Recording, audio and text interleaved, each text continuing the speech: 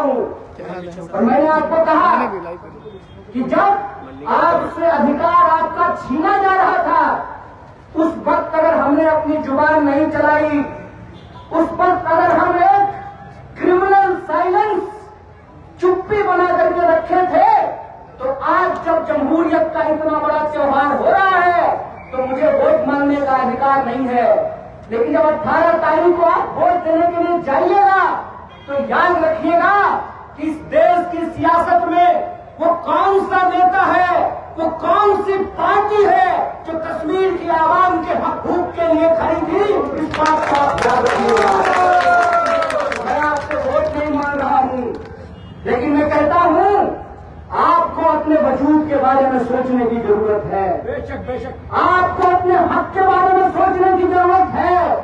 आपको अपने हक और अधिकार के बारे में सोचने की जरूरत है। जब हम ये नारा लगाते हैं कि कश्मीर से कन्याकुमारी एक है, तो एक होने का मतलब है एक जैसे हक और अधिकार।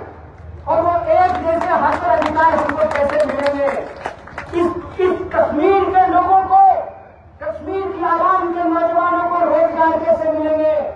कश्मीर की महिलाओं को उनकी सुरक्षा का अधिकार कैसे मिलेगा?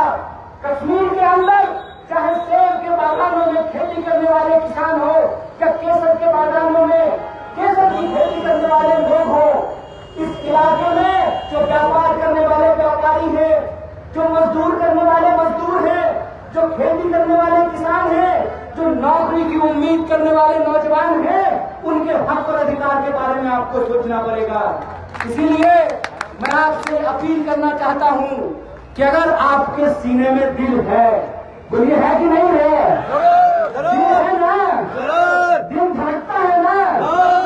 तो त्राल सिर्फ एक जमीन नहीं है, त्राल सिर्फ एक जमीन नहीं है, त्राल त्राल में रहने वाले लोगों का जमीन है। और उस जमीन के बारे में मैं आपसे कहता हूं, त्राल का जमीन ये है कि जिस तरीके से इस इलाके को बदनाम किया गया है, सिर्फ भारत को नहीं पूरी दुनिया को एक संदेशा देने की जरूरत है। ये मौका है कि 10 साल में अगर जमहूरियत का इतना बड़ा त्योहार हो रहा है, अगर लोकतंत्र का इतना बड़ा पर्व हो रहा है, तो इस त्योहार में आप शरीक हो, इस त्योहार में आप शामिल हो। और आप शामिल हो अपने हक और अधिकार के लिए, नौजवान शामिल हो रोजगार के लिए, महिलाएं शामिल हो सुरक्षा के लिए, किसान शामिल हो अपने फसल के दाम के लिए, दुकानदार शामिल हो अपने व्यापार के लिए।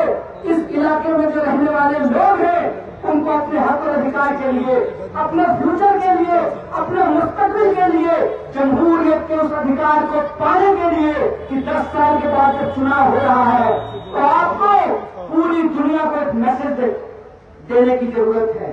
और पूरी दुनिया को मैसेज क्या होगा? पूरी दुनिया को मैसेज ये होगा कि त्राल में रहने वाला लोग जो टोपी पहनते हैं, 5 बार सजदे में अपना सर झुकाते हैं, एक पगड़ी पहनने वाले को वोट दिया है।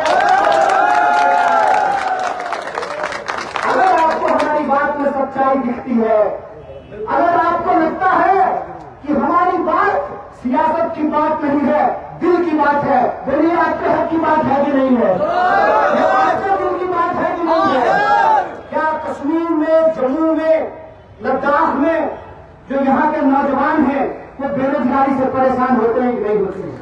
यहाँ के जो बीमार हैं वो अच्छे इलाज के लिए परेशान होते हैं कि नहीं होते हैं?